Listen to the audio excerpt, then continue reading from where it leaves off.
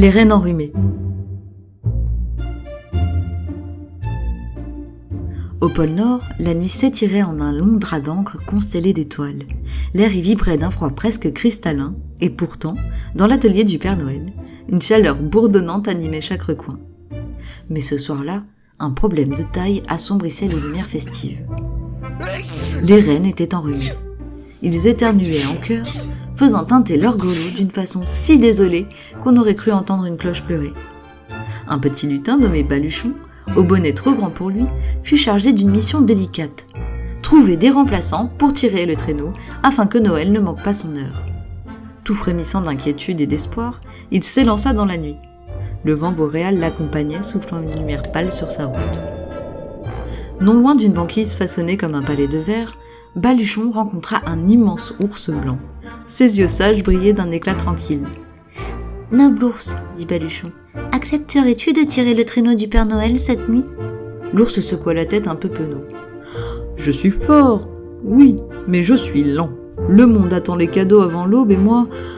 Eh bien moi, je m'arrête pour contempler chaque flocon. » Baluchon sourit malgré lui.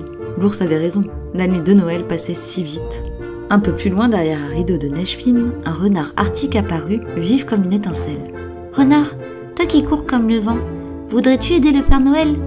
Le renard fit une pirouette amusée. « Courir ? Ah oui, mais je suis trop léger.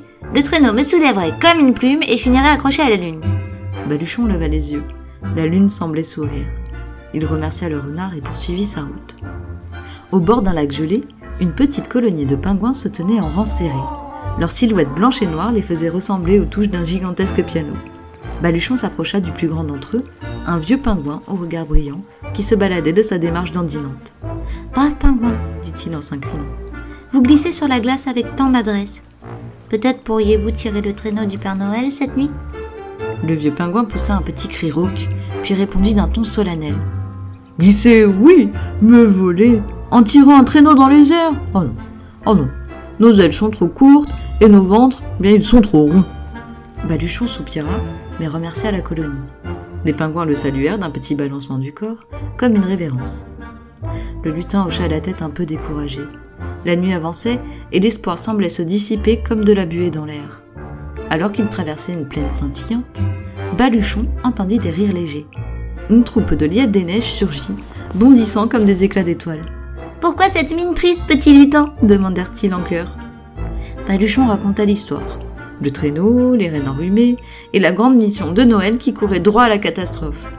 Le plus grand des lièvres, ce qui en réalité ne signifiait pas très grand, lui répondit. « Nous ne sommes ni massifs, ni puissants, mais ensemble nous allons vite. Bah alors, très très vite, hein.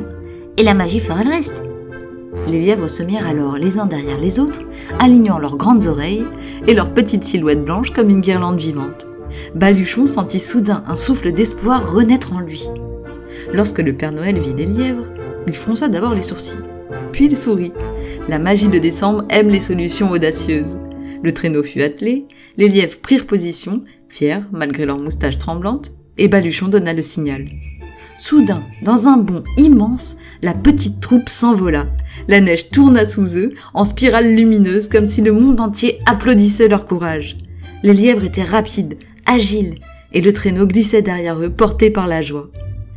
Depuis leur étable, bien au chaud sous des couvertures de laine, les rennes enrhumées observaient ce ballet incroyable. Ils se sentirent soulagés de savoir Noël sauvé. Grâce à un lutin aux yeux brillants et à une bande de lièvres des neiges qui, cette nuit-là, devinrent plus rapides que les étoiles filantes.